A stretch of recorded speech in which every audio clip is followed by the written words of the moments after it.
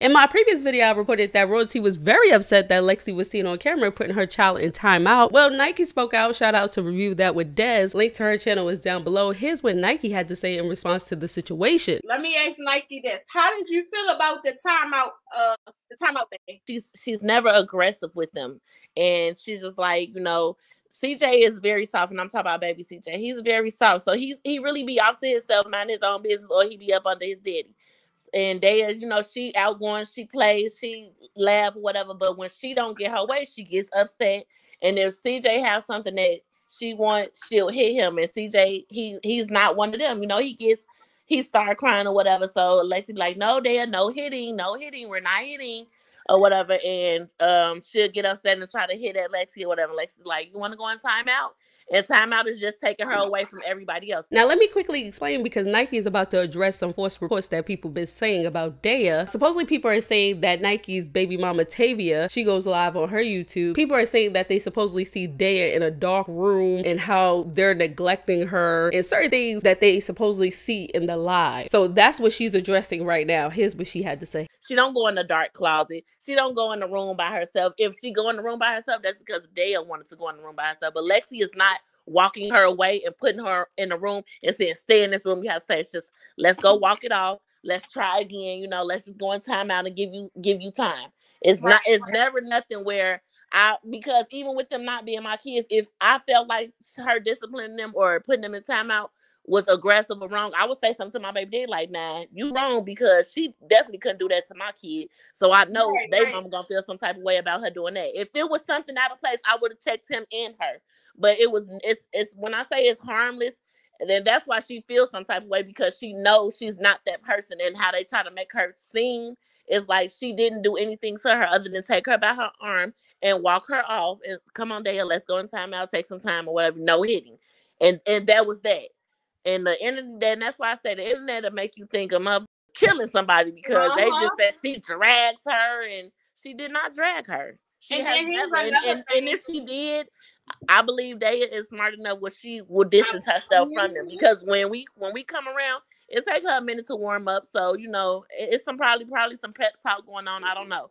But once she get warmed up, she be cool around us or whatever. But I'm not forcing nobody kid to with me or like me or none of that. I mind my business and I let them be them. Nike's baby mother Tavia also responded to Dilo's video. Here's his video first, and here's what she had to say in response. As much as I love to entertain the internet, that ain't how I make my main source of income. So y'all have fun with that. CJ is really a good dude. It's like social media already tear him down every day. And then for you, somebody that he did for, I done been around and seen it.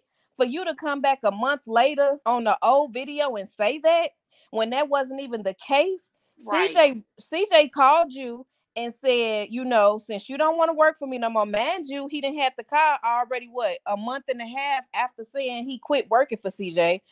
CJ called you like, you know, since you don't want to work for me no more, you gonna pay the car note or give the car back. Exactly. So it was like, when I said that last part, it was really, because, you know, I don't really speak on my social life like that for real, unless it got something to do with me and Nikee. But the last part, I just wanted him to really feel like how CJ feeling right now. Like, you really got the YouTube world thinking I'm over here broke. Like, I took the car from you because I couldn't afford it. No, tell the truth. That's all you have to do. You didn't even have to comment. You could have been quiet like you've been doing. You could have been quiet. And then you get on your little Instagram talking about they know not to mention my name, but who he talking about? Because I was being respectful to him about not like mentioning his name for his baby mama's sake, because his baby mama really run him for real. Like, he really scared of her. He do whatever the hell she say. But I don't want to speak on that situation. But that's why I was really quiet, because I could have been told y'all about what happened between me and him. You know, I could have been spoke on that like it was nothing. It was what CJ say? A wham bam, thank you. Here's what Offset had to say when asked about the 24-hour stream with Kai. Everything be about numbers now. Right. Everything about, I mean, bro, you did a 24-hour interview with KaiCenat. Yeah. That was not when you showed up in 2013. Kai be playing the music though. Difference in how they spend a night at someone's house to do media. You'd be like, what are you talking about? Like, but see, he wasn't on no media shit, bro. Shit. That's why I did it 24 hours. Like, if it was some media shit, bro, I'm gonna keep it right. I did like a couple hours. You got facts. Hours, some shit. No, but it's like, I play the game. I know who he is. we already fought with each other behind the scene. Like, Cause you're a real gamer, you really play. Yeah, I play the game for real. And I know like streamers and they be in our world. Like, yeah.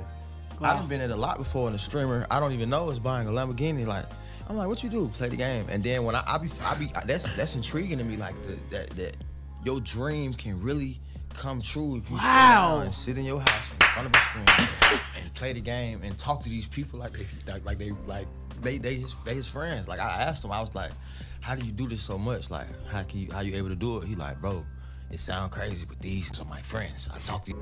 Come on, chill. No, I'm speaking highly of the chat, you know what I mean? Like, you ain't had to tell nobody, bro. It's my real shit, man. You know what I'm saying? That's why this shit's so easy, because this is my, you know what I mean? Game. Well, it's funny. I hit him with the congratulations. He played himself, right? Because he came outside over there and they had the whole situation. City got shut down, all that wild shit. I did see that, bro. You did call me a dummy. You called me, you said, you didn't even give me no sympathy. You called me, you paid me, I played myself. Did this to Uzi back in a few years ago. I have a certain perspective on you because you doubted Uzi, but look at him now. And everybody was like, he doesn't know how big he is.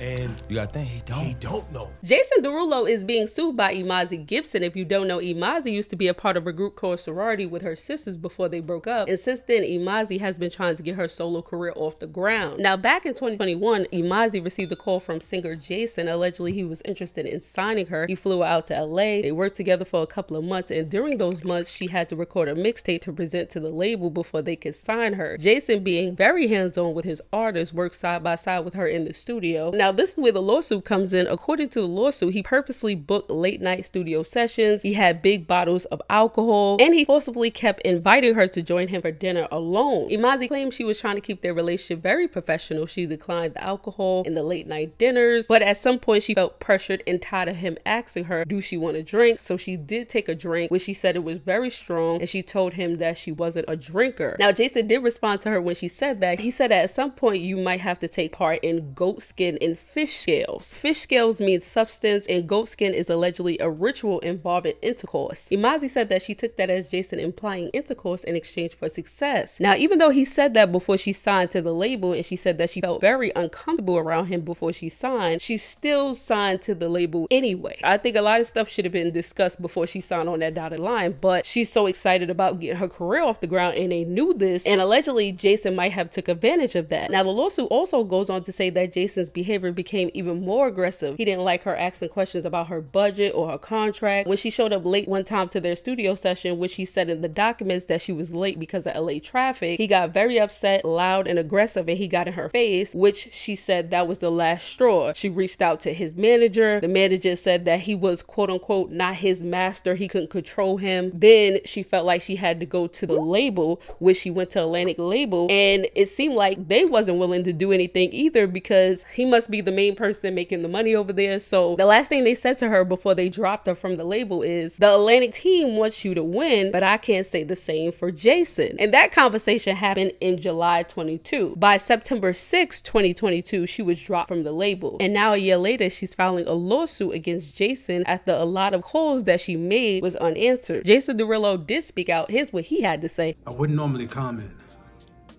but these claims are completely false and hurtful. I stand against all forms of harassment, and I remain supportive of anybody following their dreams. I've always strived to live my life in a positively impactful way, and that's why I sit here before you deeply offended by these defamatory claims. God bless.